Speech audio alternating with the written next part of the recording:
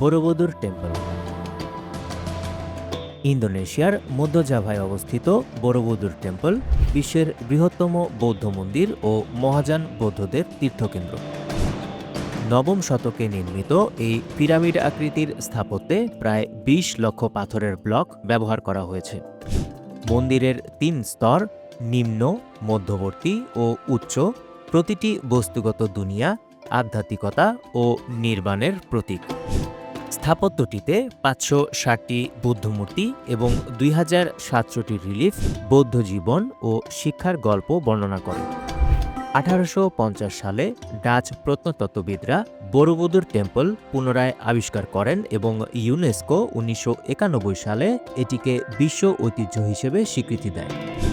বরোবুদুর temple স্থাপত্য, ধ্যান ও ইতিহাসের এক অসাধারণ মিলন, যেখানে শত বছরের বৌদ্ধ সংস্কৃতি ও শিক্ষা প্রতিটি স্তূপে লুকানো।